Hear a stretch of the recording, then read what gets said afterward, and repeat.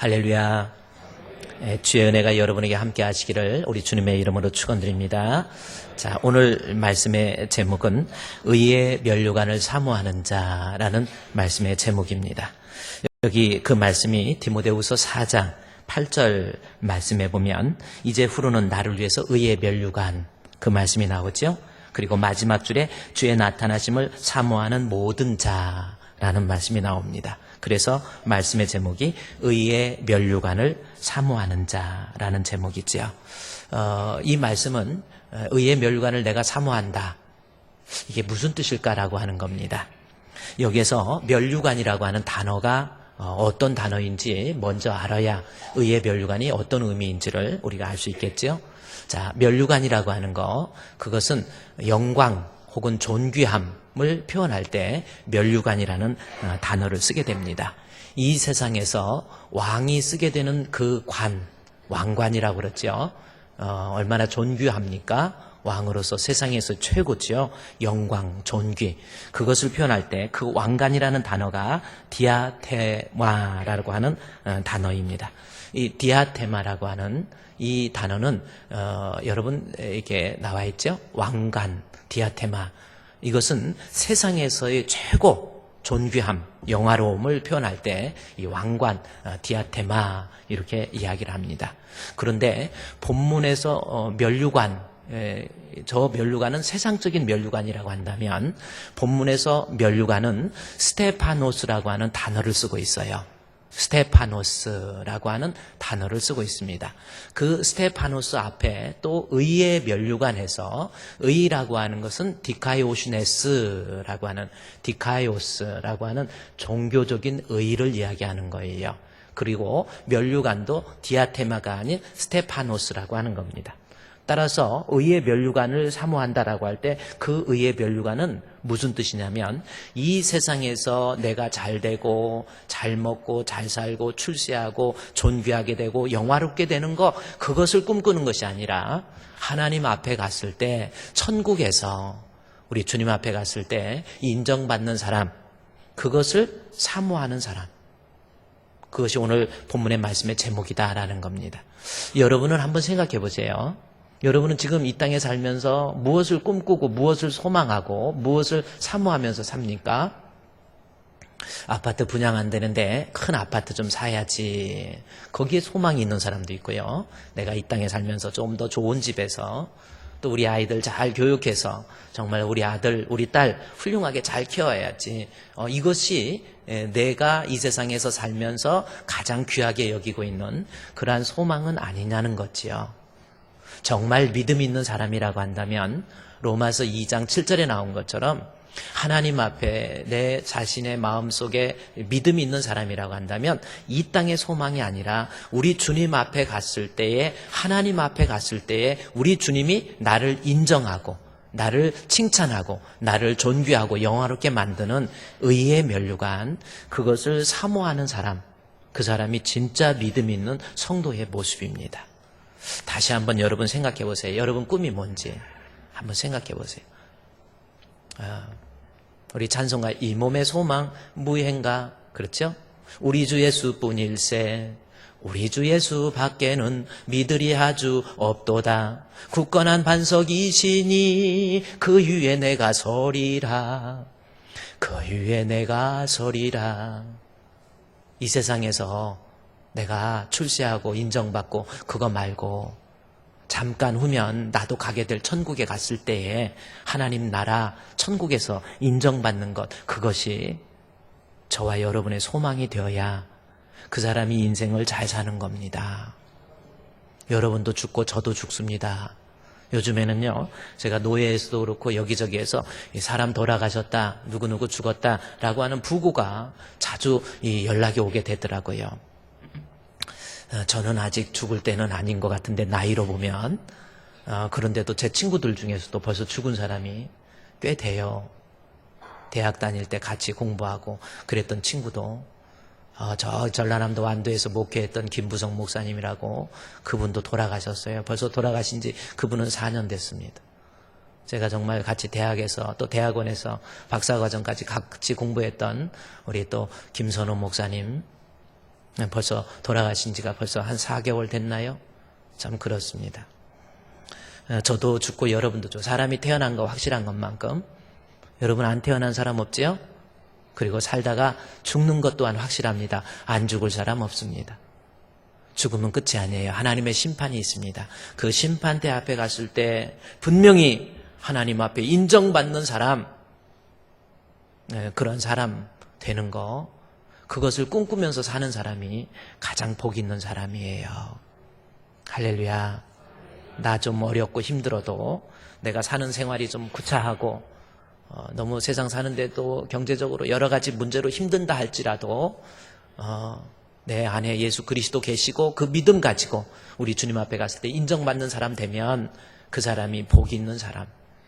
그렇다면 우리가 주님의 심판대 앞에 갔을 때 인정받는 사람이 되려면 어떻게 해야 될 것인지 오늘 디모데 후서 바울의 유언과 같은 내용인데 그 유서와 같은 그 내용을 통해서 우리가 인생을 살면서 천국을 소망하는 사람이라고 한다면 다음과 같이 3가지를 준비하고 있으라. 그렇게 바울이 이야기하고 있습니다. 참 중요한 거예요. 3가지. 인생 살면서 여러분이 천국에 가서 지옥 가지 않고 천국 가서 주님 앞에 인정받기 위해서는 3가지를 꼭 준비하고 있으라라는 겁니다. 그것이 무엇인지 지금 우리가 공부하고 있죠. 첫 번째는 디모데후서 3장 15절 말씀에 나온 것처럼 예수 안에 있는 믿음으로 말미암아 구원에 이르는 지혜 해서 예수 그리스도에 대한 믿음, 천국을 소망하는 사람이라고 한다면 그 믿음을 가지고 있어야 돼요. 믿음 없이 습관적으로 교회 다니는 거 말고 진짜 내 안에 예수 그리스도를 모시고 그분을 매 순간순간 바라볼 수 있는 그 믿음. 우리 주님이 나의 죄를 위해서 십자가에 못 박혀 죽으셨고 그분은 나의 생명의 주가 된다라고 하는 확고한 믿음. 그 믿음이 있어야 하나님의 심판대 앞에 갔을 때 의의 면류관을 받게 된다라는 겁니다. 여러분 믿음이 있습니까? 한번 생각해 보십시오. 여러분의 가슴에 제가 노크를 합니다. 문 밖에 서서 두드리시는 예수님의 음성을 듣고 여러분의 마음의 문을 열고 예수를 진정으로 영접하고 있습니까? 그래요. 믿음이 있어야 천국 가요. 뿐만 아니라 이 15절에서 믿음이라는 것을 얘기하고 디모데후서 4장 7절에서는 믿음을 지켰으니라고 해서 우리 안에 믿음이 있어야 되고 그 믿음은 반드시 지켜야 된다라는 거죠. 믿음 못 지키고 끝나는 사람들 많이 있습니다. 10년, 20년, 30년, 40년 신앙생활 하다가 마귀의 유혹에 넘어가는 사람, 시험에 넘어가는 사람, 핍박에 넘어가는 사람, 이단의 미혹에, 이단의 미혹이죠. 그거에 넘어가는 사람. 결국 이런저런 이유 때문에 신앙 못 지키고 믿음 못 지키고 성령으로 시작했다가 육신으로 마치는 사람 많이 있다라는 겁니다. 주님 앞에 갔을 때 인정받으려면 죽을 때까지 하나님 앞에 믿음 지키세요. 아멘. 할렐루야. 네, 우리 한번 따라합시다. 믿음 지키자. 아멘. 그래, 저도 여러분도 믿음 지켜야 돼요. 목사도 믿음 못 지키고 타락하고 곁길로 가가지고 이런 사람이 한둘입니까? 세속에 물 들어가고 욕심 들어가고 유혹에 넘어가고 믿음 지켜야 돼요. 장로 믿음 지켜야 되는 겁니다. 안수집사, 권사 안심하지 마세요. 신앙생활 20년, 30년 안심하지 마세요. 믿음 지켜야 돼요. 그래야 주님 앞에 갔을 때 인정받는 의의 면류관. 두 번째로 하나님 앞에 천국에 가서 의의 면류관 인정받는 사람이 되기 위해서는 이제 4장 1절부터 우리에게 이야기해 주고 있죠. 4장 1절부터 하나님 앞과 살아있는 자와 죽은 자를 심판하실 그리스도 앞에서 그가 나타나실 것과 그의 나라를 두고 엄히 명하느냐. 아주 엄격한 명령이에요. 여기서 엄히 명한다라고 하는 것은 군에서 전쟁이 났을 때 화살이 빗발같이 치는 이때에도 명령에 의해서 죽음이라고 하는 것을 알면서도 달려가고 있는 그러한 모습, 이게 명령이라는 겁니다. 정말 피할 수 없는, 반드시 지켜야 될 명령. 그게 뭔가 봤더니 4장 2절에 너는 말씀을 전파하라. 때를 얻든지 못 얻든지 항상 힘쓰라. 그러니까 지금 본문을 통해서 바울이 마지막 유언을 하면서 이제 여러분이 이제 이 세상을 살면서 천국을 사모한다고 한다면 이 땅에 살면서 내가 받은 은혜, 나 좋아하고 나 감격하고 나 뜨거워하고 그 단계에서 끝날 것이 아니라 내가 믿은 예수를 다른 사람에게 흘려보내는 거예요. 다른 사람에게 전하는 거예요. 예수 알지 못한 사람에게 예수를 알려주는 거예요. 복음을 듣지 못한 곳에 선교하는 거예요. 그것이 우리가 말세를 준비하는 종말론적 세계관을 가지고 있는 성도들의 삶의 자세가 될 수 있다라는 겁니다. 그래요. 전도가 아무것도 아닌 게 아닙니다. 교회 부흥이나 이런 거 위해서 전도하는 게 아니라 내가 주님 앞에 갔을 때 인정받는 사람이 되려면 믿음과 함께 반드시 이 땅에 살면서 복음을 전하는 그 선교적 사명, 전도적 사명을 감당할 줄 아는 사람, 그래야 하나님 앞에 가서 인정받는 알곡이 될 수 있다라는 겁니다. 여러분 지금 전도하고 있습니까?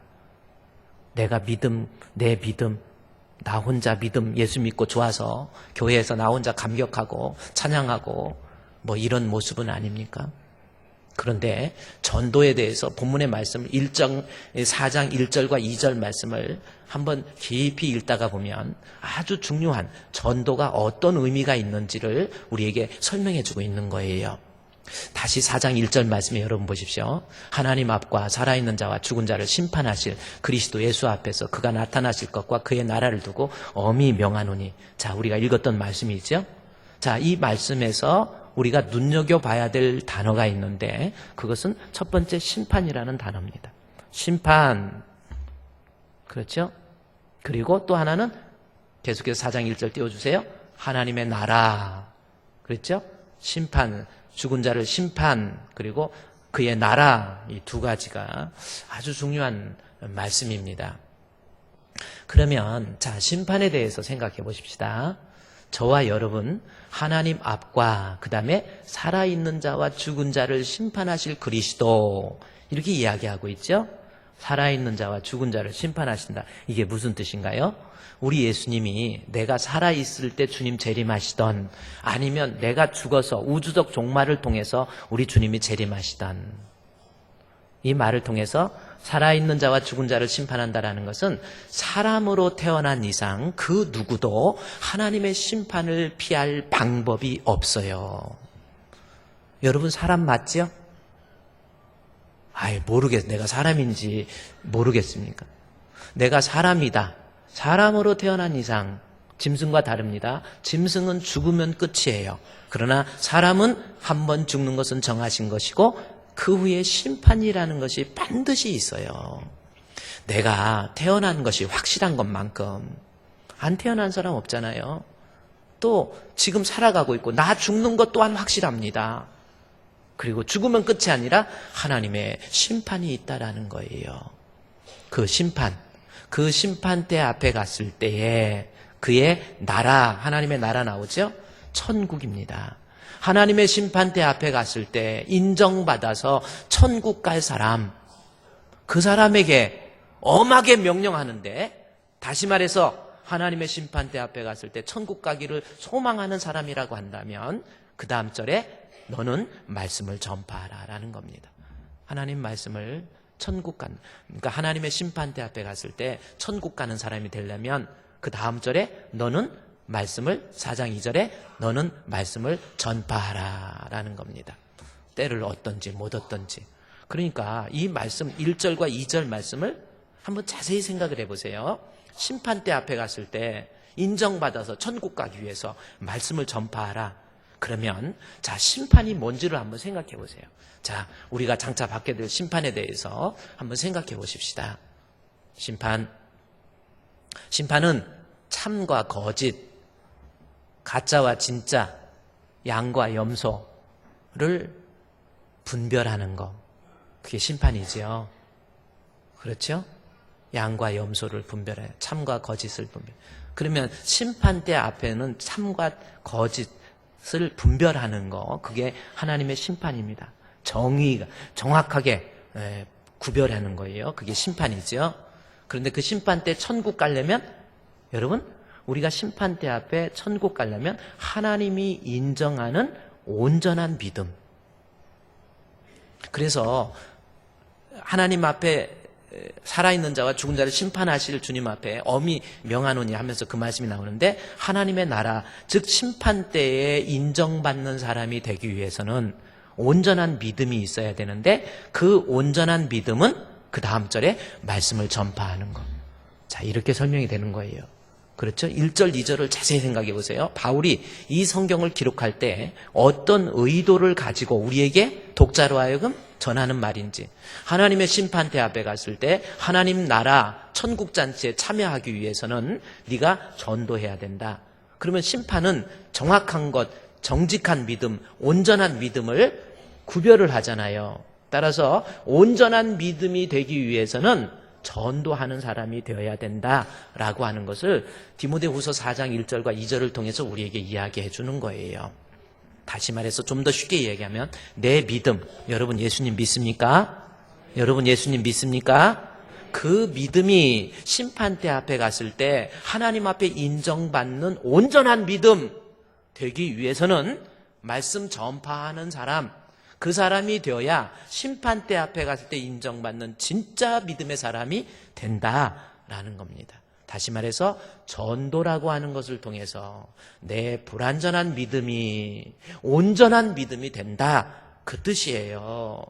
나 혼자 예수 믿고 감격하고 뜨겁고 기쁘고 행복하고 한 사람도 전도하지 못하고 있다고 한다면 그 사람의 믿음은 하나님의 심판대 앞에 갔을 때 인정받는 온전한 믿음이 될 수 없다라는 겁니다. 그러니 전도 안 한다, 그 사람의 믿음 하나님의 심판대 앞에 갔을 때는 인정받지 못한다라는 겁니다. 그런데 이 말씀이 바울이 일전에 로마서 교리 서신에서 미리 이야기를 하고 있어요. 따라서 여기에다 주보를 껴놓으시고, 중요한 말씀이니까 로마서 10장으로 한번 가도록 하겠습니다. 자, 로마서 10장에 한번 보십시오. 우리의 믿음이 온전하기 위해서는 어떻게 해야 되는가라고 하는 겁니다. 로마서 10장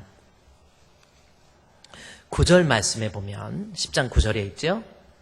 자, 믿음으로 구원을 얻습니다. 그렇죠? 그런데 심판대의 믿음은 온전한 믿음이 되어야 된다고 그랬죠?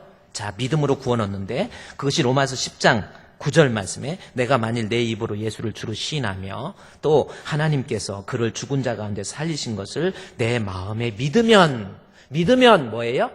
구원받습니다. 할렐루야. 이것은 분명한 교리예요. 내가 예수 믿으면 구원을 받아요. 여기서 믿는다고 하는 것에 대해서도 그를 믿으며 해서 예수 그리스도를 믿으면 우리는 구원을 받습니다. 예수 믿으면 구원이에요. 자, 그런데 예수를 믿으면 구원을 받는데, 이 본문에 있어서 구원에 대해서 뭐라고 하냐면, 로마서 10장 사람이 믿으면 구원을 얻는데, 10장 10절에 사람이 마음으로 믿어 의에 이르고 입으로 시인해야 구원 얻는다. 자, 나는 예수를 믿어요. 그래요? 그런데 그 믿음은 온전한 믿음이 아니라는 겁니다. 구원 얻는 믿음이 되려면 사람이 마음으로 믿어서는 의에 이르고 입으로 시인해야 비로소 구원 얻는 온전한 믿음. 입으로 시인해야 구원 얻는 온전한 믿음. 그렇죠? 입으로 시인에 대해서 13절에서 다시 이야기합니다. 누구든지 주의 이름을 부르는 자, 여기서 부른다라고 하는 것은 칼레오라고 하는 헬라어인데, 신앙 고백, 내가 입으로 예수가 그리스도라는 것을 말한다라는 뜻이에요. 그럼 말하는 것이 무엇인가 봤더니 14절 15절 말씀해 보니까, 그런즉 그들이 믿지 아니한 일을 어찌 부르리요, 듣지도 못한 일을 어찌 믿으리요, 전파하는 이가 없이 어찌 들으리요. 전파 나오죠? 15절에 보내심을 받지 아니하였으면 어찌 전파하리요. 아름답도다 좋은 소식을 전하는 자들의 발이요 해서, 내가 내 믿음이 마음으로만 믿고 나 예수 믿어, 예수님 사랑해, 우리 주님이 나의 구주인 것을 믿어, 그 단계는 구원 얻는 믿음이 아니라 불완전한 믿음, 의에 이르는 믿음, 입으로 시인할 때, 전도할 때 그 믿음이 비로소 하나님이 인정하는 심판대 앞에 갔을 때 참과 거짓, 진짜 믿음과 거짓 믿음, 불완전한 믿음과 온전한 믿음을 구별하는데, 나 혼자 예수 믿고 감격해요. 그래요. 오늘날 교회 보면 그렇잖아요. 나 혼자 예수 믿고 좋아가지고 그래요. 나름대로 신앙생활 오래 하면서 말씀을 통해서 은혜를 받아요. 뜨거워지기도 해요. 찬양을 부를 때도 얼마나 뜨겁게 하는지 몰라요. 아주 막 주님 앞에 찬양을 하는데도 그 감격이 막 내 마음에 주를 향한 사랑이 나의 말엔 주가 주신 진리로 하면서 찬양도 뜨겁게 해요. 기도 하나님 앞에 손을 들고 주여 기도도 합니다. 남들이 감당하지 못하는 교회 봉사도 열심히 하고 다 일하는데, 그리고 너무 예수 믿는 것이 좋아요. 너무 감격적이에요. 너무 행복해요. 그런데 그 사람이 복음을 전하지 않고 다른 사람에게 내가 받은 은혜를 흘러보내고 있지 못하고 있다고 한다면 그 사람의 믿음은 불완전한 믿음입니다. 마음으로 믿어 의에 이르고 입으로 시인해야 구원받아요. 시인이 뭡니까? 전도할 때 내 믿음이 비로소 하나님이 인정하는 심판대 앞에 갔을 때 하나님의 나라를 두고 엄히 명하는, 그때 인정받는 참 성도, 이런 사람이 될 수 있다라는 겁니다. 다시 본문에 가볼까요? 디모데후서 4장에 그래서 바로 그 말씀입니다. 4장 1절 하나님 앞과 살아있는 자와 죽은 자를 심판하실 그리스도 예수 앞에서, 자, 심판, 참과 거짓을 가리죠. 그때 하나님의 나라, 천국 가기 위해서 온전한 믿음이 있어야 되는데, 심판 때 진짜 믿음은 4장 2절에 너는 말씀을 전파하라. 전도하지 않은 믿음, 나 혼자 감격하는 믿음, 그것은 진짜 믿음 아닙니다. 속지 마세요. 착각하지 마세요. 내가 받은 은혜를 흘러보내지 못하고 있다고 한다면 그 사람의 믿음은 아직은 불완전한 믿음, 겨우 내 신앙, 그래요, 의의 단계에 이뤘던 그러한 모습이라고 하는 겁니다. 따라서 진짜 회심, 진짜 하나님 심판대에 갔을 때 인정받는 구원을 얻는 믿음은 4단계로 구별지어서 생각할 수 있다는 겁니다. 조지 휘필드라고 하는 1714년도에 태어나서 1777년도에 돌아가신 영국 그리고 미국의 영성회복을 위해서 대단한 기여를 한 분이 바로 조지 휘필드라는 사람입니다. 저분 대단하세요. 얼마나 말씀 설교, 그래서 18세기 사도 바울이다 라고 할 만큼 영성운동에 대단한 사람, 존 웨슬레와 함께 1700년도, 1730년도지요. 그 당시에 영국의 영성을 뜨겁게 회복했는데, 존 웨슬레는 감리교, 아르미아니즘이라고 감리교의 내용에 많이 치우쳐 있고, 저분은 칼빈주의적 사상과 삶을 가지고 있기 때문에 존 웨슬레와 신학적인 문제 때문에 약간 결별을 하고 있었지, 영성 회복을 위해서 지대한 영향을 끼친 사람이 조지 휘필드라고 하는 사람입니다. 그런데 그분의 사상과 생애와 이 사역이라고 하는 그 책의 내용에 보면 존 웨슬레에 대한 이야기가 잠깐 언급이 돼요. 자, 거기에서 존 웨슬레가 어떤 사람입니까? 감리교의 창시자잖아요. 그런데 존 웨슬레의 회심을 4단계로 구별해서 설명을 해주고 있어요. 우리의 회심도, 우리가 예수 믿는 거 4단계로 구별해서 생각해 볼 수 있다는 겁니다. 그냥 믿음 하나, 그걸로 끝나는 게 아니라 온전한 믿음은 뜯어보면 단계가 있다는 겁니다. 첫 번째, 종교적 회심. 존 웨슬레의 회심의 4단계 해서 첫 번째 종교적 회심이라고 하는 것이 있습니다. 종교적 회심이 뭔가? 이것은 존 웨슬레가 영국의 옥스퍼드 대학에서 공부를 했죠. 거기에서 학생으로서 모범생입니다. 그런데 거기에서 그때 당시에 영국의 신앙적인 모습이 많이 흔들릴 때 하나님의 말씀을 연구하는 홀리 클럽이라고 하는 것을 만들어가지고 하나님 말씀을 열심으로 연구해요. 말씀 연구하고 말씀 읽고 말씀 붙잡고 기도하고, 그러다가 존 웨슬레가 거기에서 또 교회 다니면서 하나님 말씀을 듣고 예수님이 어떤 분이신가를 머릿속에서 인식하게 되는 거예요. 아, 예수님이 어떤 분이시구나. 하나님은 어떤 분이시구나. 아, 기독교가 이런 거구나. 아, 천국은 이런 거네. 아, 지옥은 또 이런 거네. 어떻게 하면 천국 갈 수 있지? 이런 것 저런 것들을 인식하는 인식의 단계. 그래서 예수님을 머릿속으로 알아요. 그것이 종교적 회심입니다. 성경을 통해서, 말씀을 통해서, 오늘날 교회 다니면서 목사님 설교를 듣고 예수님이 어떤 분인지를 알아요. 그게 종교적 회심입니다. 그런데 거기에서 끝나는 게 아니라 그 종교적 회심을 가지고 있던 이 웨슬레가 하나님 말씀을 연구하고 읽고 기도하는 가운데 거기에서 큰 깨달음이 있어요. 내가 알고 있는 그 예수님이, 유대 땅 베들레헴에서 나신 그 예수님이 나를 위해서 십자가에 못 박혀 죽으셨고 그분은 나의 메시아, 나의 구주이시구나라는 것을 깨닫게 됩니다. 예수님 나의 생명, 예수님은 나의 힘, 예수님은 나의 구주. 그래서 예수님 막 사모하게 돼요. 그것이 이제 복음적 회심이라는 겁니다. 자, 종교적 회심에서 알면서 믿음으로 바뀌는 거예요. 예수님, 오늘날 교회 다니면서 예수님에 대해서 듣고 있다가 알다가 예수님이 나의 생명의 구주가 되시네. 예수님 나의 구주인 것을 믿습니다. 예수님 사모합니다. 막 찬양도 내 진정 사모하는 친구가 되시는 구주 예수님은 아름다워라. 막 찬양도 하면서 예수님이 나의 구주인 것을 믿어요. 그것이 복음적 회심입니다. 그런데 복음적 회심에서 이렇게 예수가 나의 구주인 것을 믿는 단계에서 끝나는 게 아니라 그럴 때는 뭔가 찬양을 불러도 뜨겁지 않아요.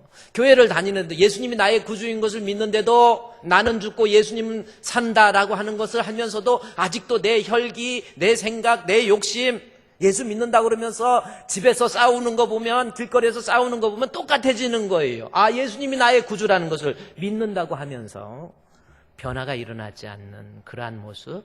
왜 그렇습니까? 아직은 성령의 회심이 없기 때문에 그렇습니다. 웨슬레가 예수님이 나의 구주인 것을 이제 믿고 예수님 앞에 찬양도 하고 예배도 드리고 그랬는데도 뭔가 감격이 없어요. 뜨거움이 없어요. 기쁨도 없어요. 행복도 없는 거예요. 그러다가 1738년 5월 24일 날 웨슬레가 1650년 헨리 쿠걸이라고 하는 사람이 쓴 책 중에 인간의 영혼 속에 있는 하나님의 생명, 조지 휘필드도 이 책 때문에 완전히 변화됐죠. 거기에서 내가 예수를 믿는다는 거 이제는 알고 믿는 단계에서 끝나는 게 아니라 내 안에 예수님의 생명, 나는 죽고 예수님이 살아계시는구나 라는 것을 알고 체험하고 그때부터 감격하는 거예요. 그러다 1738년 5월 24일 날 하나님 앞에 기도하다가 로마서의 성경을 예배 중에 봉독하는데 그 가운데 웨슬레에게 성령의 뜨거움이 임한 거예요. 막 펄짝펄짝 뛰기 시작합니다. 막 성령이 오시니까 그때부터 달라지는 거예요. 지금까지 드렸던 예배의 모습과 감격의 차이가 대단한 겁니다. 옛날에는 그냥 안전만 있었다고 한다면, 그냥 듣고 그런가 보다, 은혜 받았다 이랬다고 한다면, 이제는 그 마음의 뜨거움을 막 표현하기 시작하는 거예요. 막 주님 앞에 이때부터 달라요. 찬양을 해도 보통 뜨거운 게 아니에요. 기도를 해도요, 이제 성령의 회심을 받은 사람 기도하는 거 보십시오. 얼마나 뜨겁게 기도합니까? 그래요. 심야 기도 제대로 나와서 하나님 앞에 손들고 성령의 회심을 가진 사람은요, 하나님 앞에 무릇 그리스도 안에서 경건한 자는 시간을 내어서 하나님 앞에 나와서 기도하고 싶어요. 나와서 누가 뭐라고 해도 하나님 앞에 기도합니다.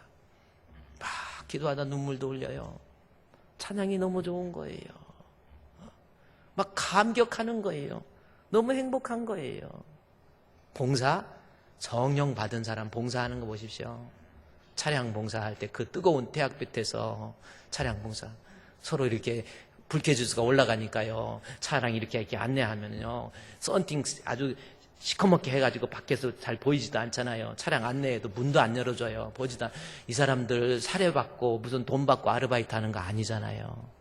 그런데도 어떤 사람은 그냥 차 저쪽을 세우라 그러면 인상 머리부터 발끝까지 스캔을 한번 쭉 하고 째려보고 진짜 눈을 뽑고 싶은 그러한 심정이 들 만큼, 그래도 하나님 앞에 성령 받은 사람은 봉사, 내가 차량 봉사도 하고 식당에서 뜨거운데 많은 사람 수백 명의 성도들에게 식사를 제공해주고 또 힘들어도 찬양대 아침에 일찍 9시부터 나와서 연습하고 또 끝나고 연습하고 이게 쉬운 게 아니에요. 찬양대 좀 하세요. 조금 기분 나쁘다고 지 맘대로 빠지고 그러지 마시고 찬양하세요. 성령 받으면 신앙생활 하다가 보면 어쩔 수 없이 이런 일 저런 일 별일 다 있어요. 그래도 내 안에 성령이 계시면 내가 힘들어도 어려워도 찬양대 감당하고 교사도 감당하고 주의 일도 막 기쁜 거예요. 성령 받으니까 예수 믿는 게 너무 행복해. 막 교회 오면 말씀의 은혜가 막 되는 거예요. 기도할 때도 막 기다려지는 거예요. 기도할 때 성령 받지 못하니까 기도가 힘들어가지고 벌써 딱 시켜보면 알거든요. 기도 딱 시켜보면 저 사람이 얼마만큼 성령의 기도인가. 성령으로 기도하라 그랬잖아요. 기도인지 아닌지 금방 압니다. 벌써 딱 시켜보면 금방 알아요. 장례식 같은 데서요, 대표기도 시키려고 할 때 목사님의 마음속에서 벌써 느낌이 저 사람 기도시키기가 무서워.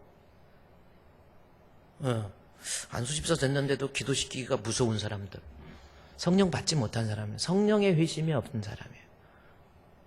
내가 성령 받으면요, 기도도요, 내 기도하는 그 시간 그때가 가장 즐겁다, 그런 찬양도 나오고요. 하나님 앞에 여호와께서는 정직한 자의 기도를 기뻐하시잖아요. 가정을 놓고 자녀를 놓고 우리 아이들을 놓고 부부간에 서로 손을 들고 하나님 앞에 막 기도하는 거예요. 그게 성령의 회심이란 말이에요.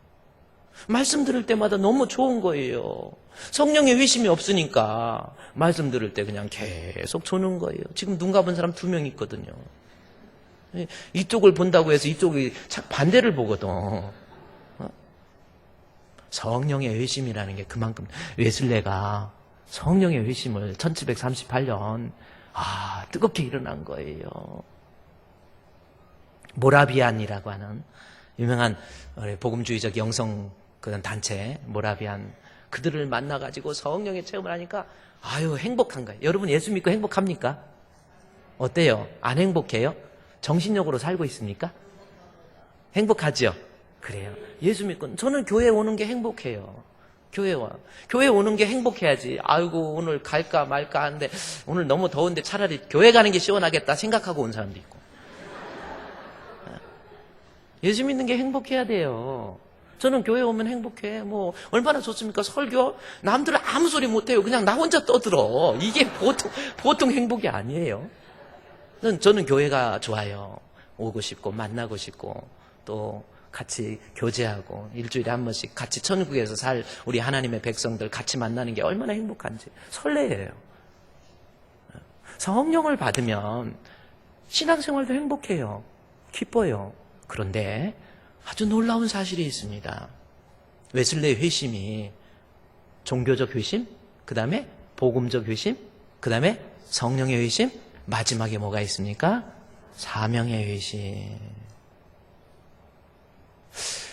사명의 회심을 통해서 웨슬레이 신앙이 온전한 신앙이 되었다라는 거지요. 그러면 이게 무슨 뜻이냐면 웨슬레가 성령을 받아서 너무 기쁘고 행복했는데 시간이 가니까 1년, 2년 시간이 흐르면서 성령의 뜨거움도 식어내리더라, 그겁니다. 옛날에 그 뜨거운 감격도 사라져요. 막 옛날에는 너무 좋았는데 이제는 좀 그러고 예배도 막 기다려졌는데 이제는 좀 그냥 가게 되면 가고 이렇습니다. 봉사하는 거 옛날에는 막 몸이 힘들고 잠 못 자고. 우리 지난주에는 봉사했던 여전도회가 7월달은 7여전도회, 8월달은 8여전도회.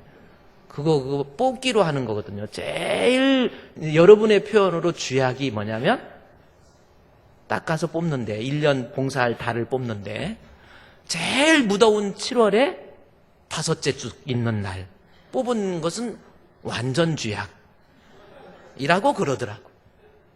힘들지요. 더운 날씨에 봉사하는 거 힘들지요. 그리고 또 7여전도에 전부 갱년기잖아요. 갱년기 잠 못 자고 밤마다 배랑박 긁으면서 이러고 얼마나 막 열 올랐다 내렸다 하고 힘든 거예요. 아유, 저분들이 어떻게 또 7월 봉사를 하려나 했더니 제가 예배 마치고 이렇게 내려가 보니까 막 다 까르르 웃고 막 웃으면서 행복해하고 봉사하는 거 너무 좋더라고요.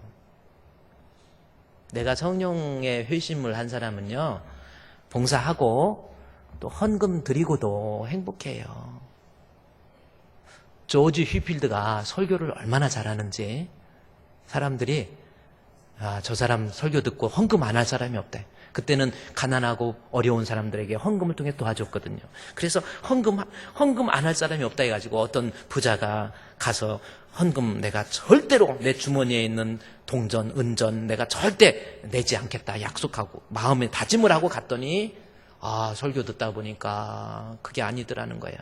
가지고 있던 동전 몇 입 내고 그것을 통해서 가난한 사람에게 그걸 들어보니까 아니지, 은전도 내더라는 겁니다. 그 다음에 금화도 내더라는 겁니다. 자기가 있는 재산도 내더라는 겁니다. 성령이 내 안에 들어오면 하나님 앞에 드리는 거 11조 하나님 앞에 헌신 아깝지 않아요. 그게 성령의 회심이에요. 그런데 이것이 성령의 회심이 끝나면 좋겠는데 그게 아니에요. 시간이 가면서 성령의 회심 단계도 시간이 가면서 식어지게 돼 있어요. 성령의 뜨거운 막 불 속이라도 들어가서 막 이러다가 지금은 다 타버렸어. 그래가지고 뜨겁지도 않아. 찬양을 해도 감격도 없고 기도도 하기 싫고 봉사 너무 힘들어서 나 못해요. 이렇게 돼버리더라는 겁니다. 성령의 회심도 믿을 수 있는 게 아니라는 거지요. 웨슬레가 그랬거든요. 자기도 뜨겁게 성령의 회심한 다음에 1738년도 5월 24일 이후에 1739년도 1월 1일 영시 예배 때 성령을 뜨겁게 받아갖고 너무너무 행복해했는데 시간이 가면서 점점 뜨거움도 사라지고 용기도 사라지는 거예요. 그때 조지 휘필드를 만난 거예요. 휘필드가 그에게 조언을 합니다. 존, 당신 이제부터 복음을 전하세요. 말씀을 전하세요. 나 혼자 감격하고 나 혼자 뜨거워하고 나 혼자 행복하는 성령의 회심은 불완전한 거라는 겁니다. 내가 받은 은혜를 다른 사람에게 전해주는, 흘려보내는 역사, 사명, 전도, 그럴 때 내 믿음이 온전해지는 거예요. 웨슬레가 휘필드로부터 이 소리를 듣고 그가 알겠습니다. 내 이렇게 감격도 없고 답답하고 이랬는데 내가 전도하겠습니다. 그래서 교회 밖으로 나가서, 어차피 영국 국교에서 성령운동 때문에 쫓겨났거든요. 이제는 더 이상 설교도 못하고 교회 안에서 성찬도 집행도 못하고 그러니 쫓겨나가지고 길거리에서 이 사람이 내가 알고 있는 예수님, 나의 구주가 되신 예수님 만나는 사람마다 예수 믿으세요, 예수 믿으세요, 예수 믿으세요, 예수 믿으세요 복음을 전도하기 시작합니다. 믿을 것 같지도 않았던 사람들이 갑자기 웨슬레가 설교하는데 수많은 사람들이 모여들기 시작하는 거예요. 여기저기 사람들에게 말씀을 들을 때 감동이 일어나고 뜨거움의 역사가 일어나고, 심지어요 나중에 웨슬레가 탄광 앞에서 설교를 해요. 이 탄광 앞에서 설교를 하면서 웨슬레가 그 탄광, 이 킹스 우드 탄광이라고 합니다. 그 책에 보면 킹스 우드 탄광, 그 탄광이 많은 수백 명의 인부들이, 광부들이 거기에서 석탄을 캐요. 그런데 길거리에서 이제 예수가 나의 구주이십니다, 예수 믿어야 천국 갑니다, 그것을 복음을 막 전도하니까 사람들이 석탄 뒤집어 써가지고 이빨만 하얗고 눈동자만 하얗게 보이고 온갖 석탄 뒤집어 썼는데 누가 설교 듣겠어요? 누가 설교 들으려고 그러겠어요? 안 들으려고 그러잖아요. 그러나 웨슬레가 설교를 하는데 세상에 놀라운 역사가, 광부들에게 말씀의 역사가 일어나면서 뜨거운 눈물이 흘러내리니까 그 석탄물이 막 흘러내리면서 사람들이 막 떼글떼글 부르고 역사가 일어나는 거예요. 그때 웨슬레를 모아 당신이야말로 이제 비로소 사명의 회심이라고 하는 겁니다. 복음을 전할 때 웨슬레도 그 답답함도 뜨거움도 사라지고 내가 받은 은혜를 흘려보낼 때 비로소 하나님이 인정하는 구원 얻는 믿음. 말씀도요 듣고 어머 주풍교회 목사님 말씀 좋아, 뭐 제가 이렇게 얘기하면 그렇지만 전 그 소리 진짜 많이 들었어요. 자, 말씀 좋아요. 목사님 보면 막 뭐 메시지가 주일날 후에는 막 아주 아유 내가 이런 설교 했나 하고 싶을 정도로 이런 내용들이 많이 옵니다. 자, 은혜 받았어요. 그러면 은혜 받아서 나 좋고 나 행복하고 나 기쁘고 그 단계에서 끝나면 그 사람의 믿음은 아직은 불완전한 거예요. 은혜는 흘려보내야 돼요. 그게 은혜라는 단어입니다. 은혜가 넘친다? 흘려보내야 돼요. 내가 예수 믿고 내가 교회 좋고 나 믿음 좋고 좋아요. 나 혼자 감격하는 성령의 회심에서 내가 복음을 예수 믿지 않는 자들에게 전할 때 비로소 내 믿음이 온전한 믿음. 그래서 바울이 사람이 마음으로 믿어 의에 이르고 나 혼자 예수 믿어서는 구원 맺는 믿음이 아니에요. 입으로 신 전도하는 자가 구원 얻는 믿음이 되는 겁니다. 여러분은 지금 어떤 믿음, 어떤 단계예요? 종교적 회심입니까? 예수님을 알고 있어요. 복음적 회심입니까? 예수님을 나의 구주로 믿고 있어요. 성령의 회심입니까? 예수 믿고 행복해요. 기뻐요. 좋아요. 봉사도 즐거워요. 그러나 나 혼자 좋아서 이 안에서만 그거는 진짜 믿음이 아니에요. 그것은 하나님 기뻐하지도 않고요. 그것은 나만 힘들게 아니라 주변에 있는 사람도 힘들게 만드는 겁니다. 아그네스 로시에르라고 하는 분이 계십니다. 프랑스 사람입니다. 아그네스 로시에르, 아그네스 데 로시에르입니다. 프랑스 우리 풍기 어디 있나요? 프랑스어로 어떻게 아그네스 뚱시에르 그런 거. 야, 프랑스는 똥이 많은가? 누비우 똥 무슨 똥 그런 것 같은데. 아그네스 데 로시에르라고 하는 분이 계시는데 이분은 1400년도 그러니까 1043년 1043년 10월 3일 날 아버지가 돌아가시게 돼요. 그런데 그 아버지는 누구냐면 프랑스에서 파리에서 제일 갑부 정말 부자 엄청난 재산을 가지고 있는 사람인데 그 사람의 외동딸이 바로 로시에르라고 하는 아그네스 데 로시에르라고 하는 사람입니다. 로시에르가 엄청난 부자인데 18살에 아버지가 돌아가신 거예요. 아버지가 돌아가시면서 유언장을 쓰는데 내게 있는 모든 재산은 로시에르에게 다 준다. 그거를 유언을 한 거예요. 엄청난 부자입니다. 파리에서 명망 있고 힘 있고 실력 있고 능력 있는 사람 수많은 사람들이 로시에르에게 와서 나와 결혼해달라 이러는 거예요. 야, 이제 뭐 대단한 거죠. 이제 인생을 사는데 이 사람은 로시에르는 세상적으로 보면 불행할 일이 없는 것 같아. 그런데 로시에르는 하나님 믿는 사람이었어요. 아, 내가 이렇게 하다가 세상에 육신적인 것 때문에 나 하나님 잃어버리면 안 되지. 얼마나 신앙이 좋은지. 교회로 달려갑니다. 성 오퍼른 교회입니다. 성 오퍼른 교회 옆으로 가서 그 교회 옆에다가 한 3평 정도 되는 건물을 지어요. 그리고 교회 쪽으로 창문을 향하게 합니다. 그리고 그 안에 로시에르가 들어가요. 18살에. 그리고 밖에를 돌로 절대 나오지 못하도록 임봉하게 만들어버렸어요. 그리고 교회 쪽으로 향하는 창문을 통해서 먹을 것과 배설물을 보내고 나오고 그렇게 하고 교회 쪽에 창문을 열어놓고 교회에서 예배 드릴 때 같이 예배 드리고 로시에르 마음속에서는 나는 하나님이 너무 좋은 거예요. 우리 예수님이 너무 좋은 거예요.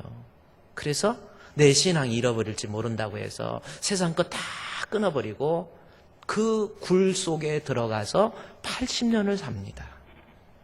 80년 살다가 죽어서 나오는 사람이 그리고 거기에서 그 고난의 그 동굴 속에 들어가서 80년을 모든 것 포기해버리고 80년을 그 안에서 살다가 죽어요.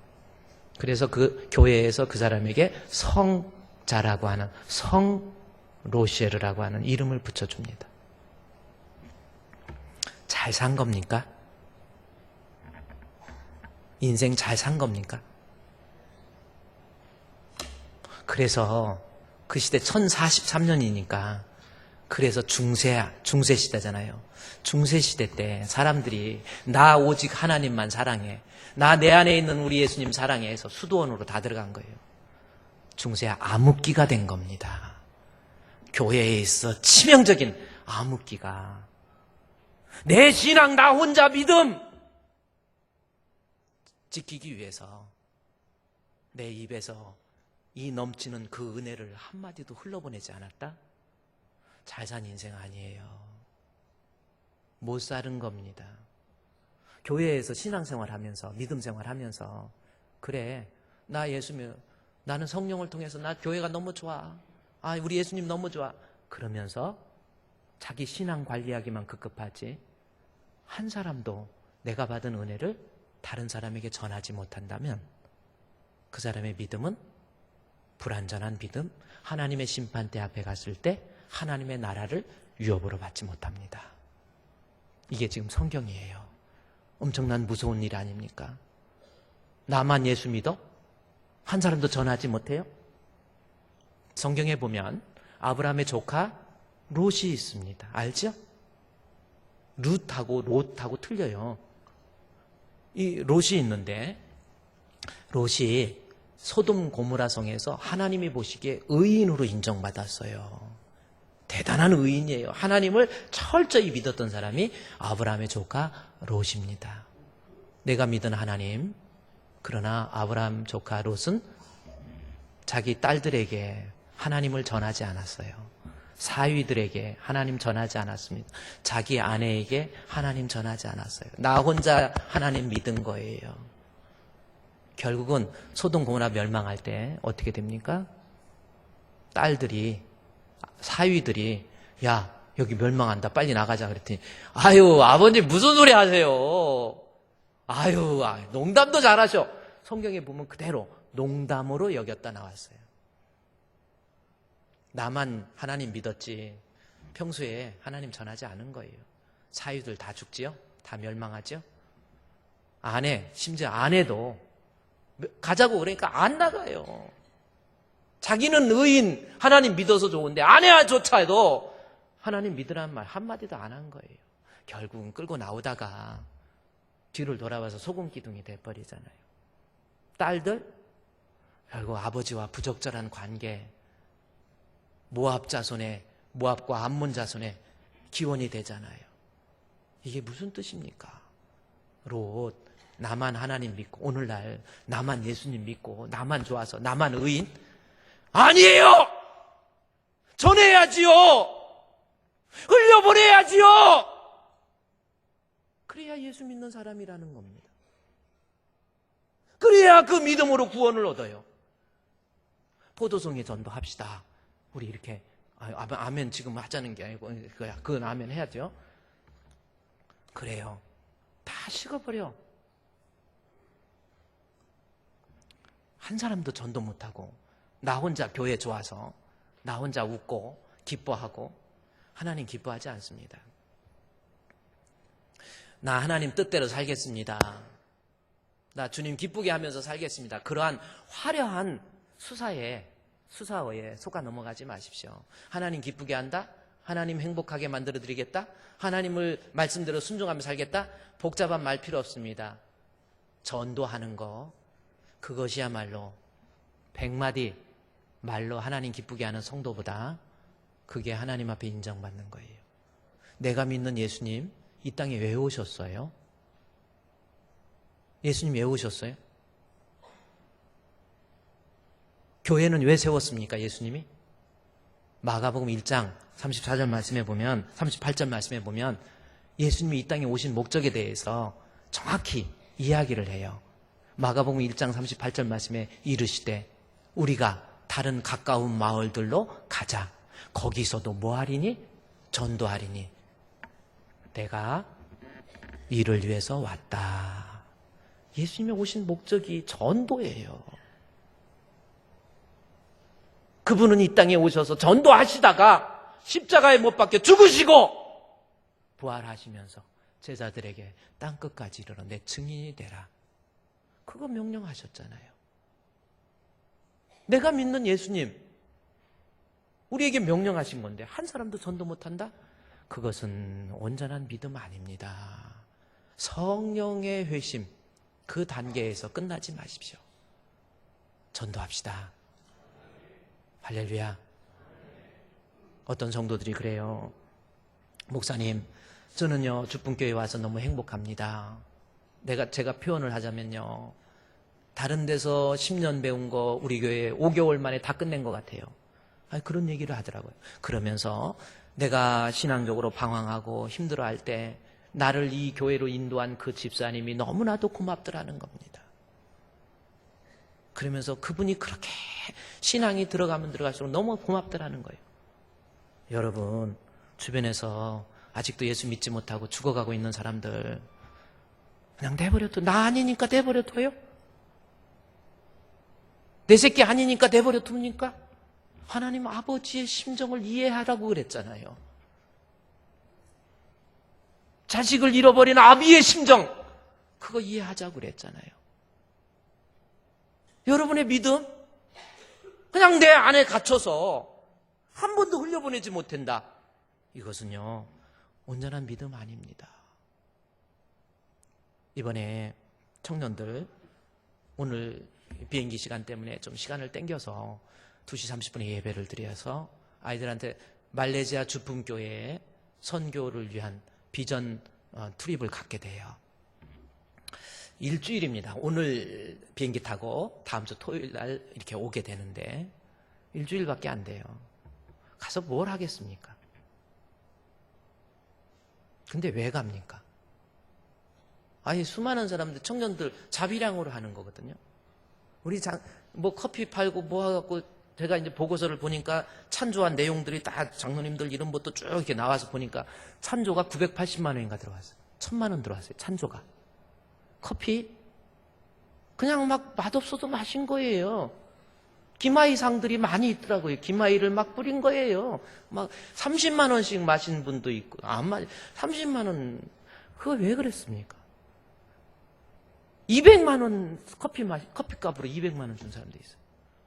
장로님들 이름도 쭉 보니까, 우리 장로님들은 돈 안 아까웠습니까? 아까운 거 똑같아요. 복음을 흘려보내라는 거죠. 아이들이, 청년들이 가서 뭐 특별한 거 없습니다. 가서 눈으로 보고 복음 전도하는 것, 선교가 얼마나 귀한가. 그래서 나도 이 땅에 살면서 이 패러다임을 좀 시프트해서 앞으로는 나도 이 땅에 살면서 온 세상에 복음을 전하다가 가야지. 그거 다짐하라는 겁니다. 빛의 사자가 되라는 거예요.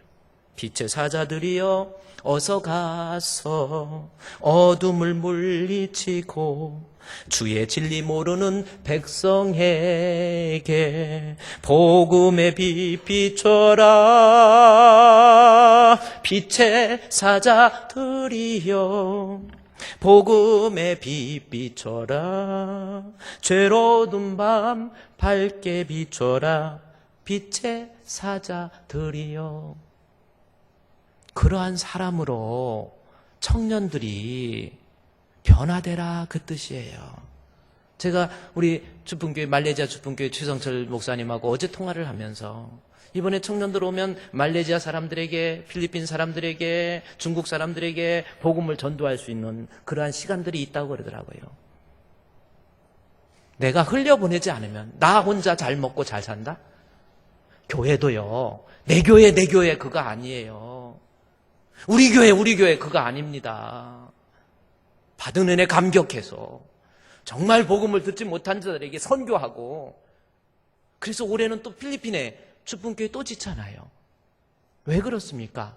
우리 성도가 온전해지는 거, 선교하고 전도하는 거예요. 5,000원의 기적헌금, 내가 5,000원 어렵고 힘든 생활 다 알기 때문에 작은 돈이지만 5,000원으로 내가 선교할 수 있다. 그거 얼마나 귀한 겁니까? 좋은 교회 만나서 선교할 수 있는 장을 제공받은 거예요. 내가 5,000원 가지고 어디서 선교하겠어요? 그러나 교회를 통해서 선교하는 거예요.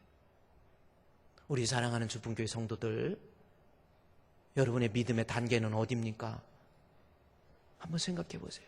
나의 감격, 뜨거움, 만나는 사람마다 예수 전하고 싶고, 한 사람이라도 복음의 소외돼서 말씀을 듣지 못하고 잘못된 복음으로 신앙적 갈등을 일으키는 사람들, 그 사람에게 전도하는 거, 이것이 하나님이 인정하는 아름다운 성도의 모습이다라는 겁니다. 여러분, 저도 여러분도 반드시 하나님의 심판대 앞에 섭니다. 심판대 앞에 갔을 때 인정받는 거, 내가 하나님 앞에 무엇하다가 왔는지, 겨우 내 신앙 관리하기 급급하고 나 행복해하고 나 좋아하고, 그거 아닙니다. 받은 은혜 전합시다. 올해 안에 한 사람이라도 전도하세요. 그리고 선교에 열심을 좀 내보세요. 이것이 여러분의 인생을 복되게 사는 성도의 모습입니다. 이 시간에 우리 다 같이 일어나서 하나님 앞에 한번 기도합시다. 하나님, 나도 선교하고 나도 전도하고 하나님 앞에 이 땅에 살면서 아직도 예수를 알지 못하는 주변에 있는 사람들, 내 가족처럼, 내 이웃처럼 한번 그들을 생각해 보세요. 그리고 아직도 신앙적인 갈등으로 인해서 헤매고 있는 사람, 이런 사람에게 복음을 전하고 교회를 소개해서 여러분의 신앙도 살고 하나님도 기뻐하는 그러한 교회 되게 해달라고, 하나님 앞에 정직한 복음 전도자 되게 해달라고 우리 다 같이 통성으로 기도하겠습니다. 하나님 아버지, 오늘 주신 말씀 저희들로 하여금 깨닫게 해주시니 주님 감사합니다. 사람이 마음으로 믿어 의에 이르고 입으로 시인해야 구원을 얻는다고 했사오니, 하나님, 나도 전도의 열정을 가지고 나도 뜨겁게 전도하기를 원합니다. 한 영혼도 하나님 죽어가는 영혼을 향해서 눈을 가려버린 저희들의 모습이 아닙니까? 물에 빠져 헤매고 있는 저들을 마음 아프다 웃고 있는 그러한 모습이 아닙니까? 한 영혼이라도 복음을 전할 수 있는 저희들, 하나님이여, 하나님이여, 우리에게 뜨거운 믿음의 신앙을 주님이 덧입혀 주셔서 성령의 회심을 넘어서 사명의 회심 그 단계까지 이룰 수 있는 저희들 될 수 있도록 하나님 도와 주시옵소서. 그리하여 하나님의 땅끝까지 복음을 전하라고 하는 주님의 사명 감당할 수 있는 우리 주품교회, 주의 사명 감당할 수 있는 우리 주품교회, 우리 성도, 건강한 성도, 하나님 앞에 인정받는 참 알곡이 될 수 있도록 인도해 주시옵소서. 주께서 함께 해주시기 원하옵고 예수님의 이름으로 기도합니다. 아멘. 하나님 아버지, 아직도 복음에 소외된 자들, 이웃에서 예수를 알지 못하는 자들, 신앙적인 문제로 갈등하고 있는 모습, 바라만 보고 있는 저희의 모습 아닙니까?